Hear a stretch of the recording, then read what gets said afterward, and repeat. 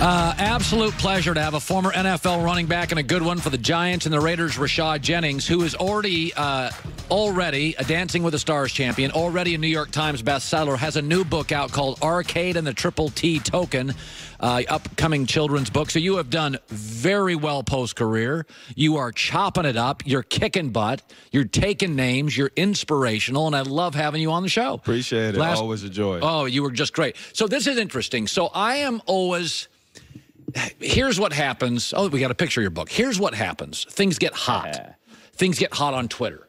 And they get hot on social media. And I think sometimes I want to say, hey, old stuff works too, not just the new stuff. Old stuff works too. Be honest, be humble, work hard. Those have been values for 100 years. So everybody now wants to hire the hot new young coordinator. Coordinators don't always work as coaches. You have a great example. You work with Ben McAdoo. He was a great coordinator, people thought, with the Giants. Then he became head coach, and it unraveled pretty quickly. So let's start with this. Why didn't it work? Why didn't Ben work long-term? Well, I mean, I got a chance to play under Ben McAdoo for 1 year. We went 11-5. We went to the playoffs. We lost to Green Bay. And then I left.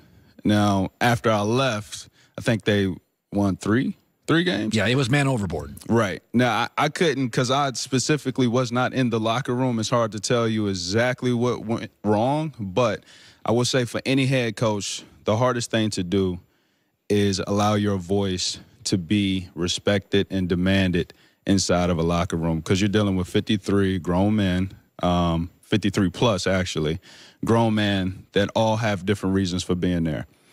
You have to be consistent. You have to be trusted, and you have to know what you're doing. And how you handle adversity probably is a big deal too. But the coach is the coach. What you need inside of a locker room is leadership with inside the locker room. And your leaders are not always the most talented players. Like when you were with the Giants in that winning season, who was a leader? You were a leader. Who else was? Cruz was a leader. Julio Cruz. Yeah. Well, yeah, Victor. Victor. Julio Cruz, a kid I grew up with, a baseball player. I loved Julio Cruz. I was about to say, that would be one heck of a player if you could combine them two. You remember Julio? He's my favorite baseball player as a kid. Okay, so Victor Cruz was a leader. Yeah.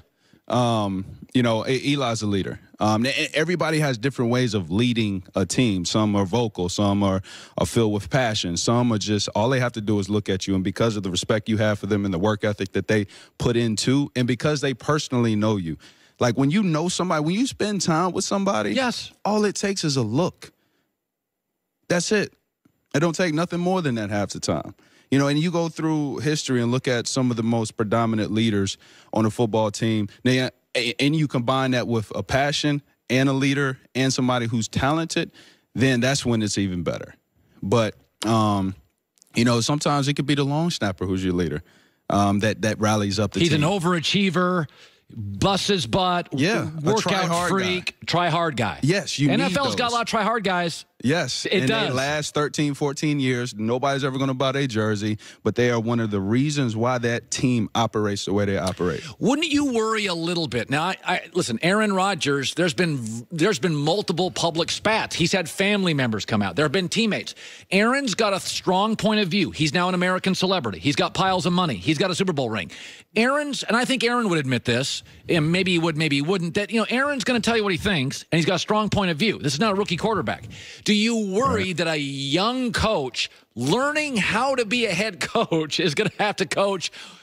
Big Ben and Aaron Rodgers could be two of the strongest voices in the NFL. Doesn't that worry you a little bit?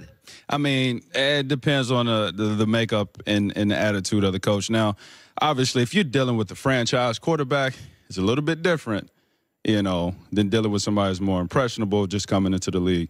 So first things first, you got to order everything out. I'm sitting down. You got to sit down with the GMs, obviously, the owners. You got to sit down with your best players. You got to figure out who's the most charismatic and runs the locker room attitude player too. You need to have a meeting with them, right? And set some type of order and respect. Yeah. Now, obviously, You got to understand that some players going to be them, and they have the golden ticket to be them. You know, Brady's going to go off, and ain't nothing you're going to do about it. You're going to sit there and like, wait for him. All right, he done. All right, go ahead. He's basically an offensive coordinator that could throw a football. So sometimes you got to let certain things slide. You got to have the awareness as a head coach to realize that. Yeah. Because you don't want to get trumped in front of your team. Oh, that's bad. You know, so that's why you got to have those private conversations. Yeah. It doesn't scare me unless a coach doesn't understand that. All right. What do you make of Dak Prescott? I mean, it's funny. I said earlier, he shares a lot of qualities with Troy Aikman. Aikman's got the arm, but that's why Troy ends up with 3 Super Bowls and a Hall of Fame ring. Dak is tough. He's all business. When he put his hand in his heart with the anthem, that was not a popular move in the locker room. That was not a popular move on social media. That's a business-first move. I'm supporting my team, my owner. One of the things I like about Dak, I don't love his arm. I don't think he's a natural thrower. But I will say this. There are qualities to Dak I love. When he steps up to the microphone after games, owns his crap, not a finger pointer, not a blamer, Rashad. I think he's going to win a lot of games as long as he doesn't demand $30 million a year. Yeah, I mean, and that's what he has going for him. And plus, you know, you always look at the wins, you blame the team for it. Losses, you blame yourself. That's what he does. And you can appreciate somebody at the quarterback position that gets so much praise that's willing to give it and funnel it to the team. Yeah, a lot of people say, you know, he's not flashy. He's not going to give you 400 yards passing or 300 consistently, but he's going to give you wins. And like you said, I don't think he's going to be in a position where he's going to demand so much money, but he's a good enough quarterback that if you surround his team, you win games. You're going to win games. And the defensive coordinators doing his thing. Yeah. You know. Let me say this. Mitch Trubisky, Lamar Jackson. Run around a lot. Not great throwers. Run around a lot. Rashad, Trubisky. You ain't a fan? Yeah, I picked the Eagles. You picked the Eagles? Oh, yeah. Lamar Jackson. I like him, but he's run around a lot. I'm still upset. I had the Bears playing the Chargers in the Super Bowl this year. Do you buy these run around quarterbacks? Some, yeah. Not all. But some, yes. Like, so, especially with Lamar coming in, right? You know, he's a guy. He's obviously the franchise guy. Was proven. Right. Going forward, he's a guy. Yeah. And so you take him, and people are up and down about him, whether he's going to be successful or not. You got to give it time. Like, you look at Russell Wilson. They said the same thing. You know, would he be successful? He was. He still is. You look at Michael Vick. He was. Now you look at other players too, though. You look at RG3 and you say, well, what happened?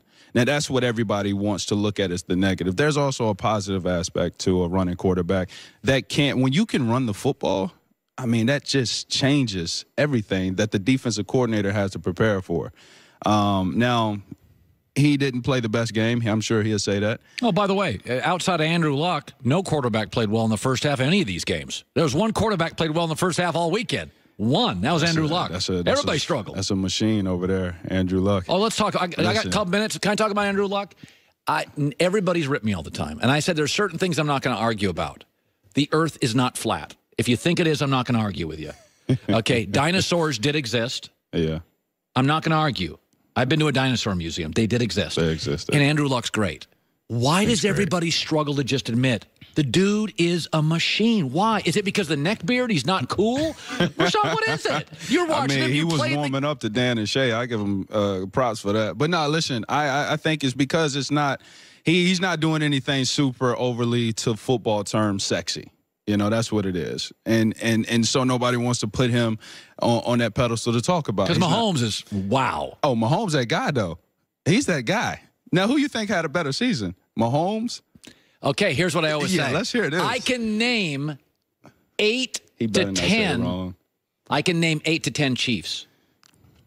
You can ask fans. They can name 8 to 10 Chiefs. You take out Andrew Luck, they can name 2. T.Y. Hilton and that rookie running back or linebacker.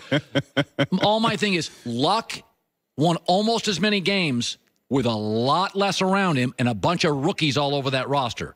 That, to me, is valuable. Now, who's better is a different, but if you're asking most valuable, it's guys who carry less talent. Am I nuts? I mean, not for that reason. No. I agree with you. That's a good point. Luck is special. I've always been a fan of Luck. You know, I think he's – I honestly, I hope I really hope that they pick up Le'Veon this offseason. They're not gonna. I think it'd just set Green Bay or the Colts. You think Le'Veon Bell in Green Bay? Man, it would be nice to see. Do you know Le'Veon? Yeah. What's up with him? I got 40 seconds. What's up with him? He's a hardworking dude. He's going to stay in shape.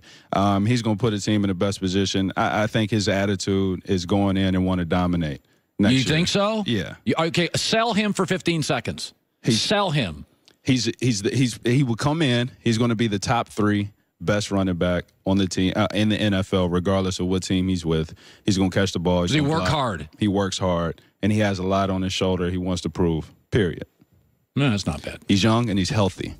That he is. Well, we got to go, but that's pretty good. We got to go? Cool. Okay, here's your book. Arcade and the Triple T Token. Rashad Jennings. You're always welcome back on this show. I just run out of time here. You're always welcome on my show. Appreciate it. Love having you on. Hour 3 next.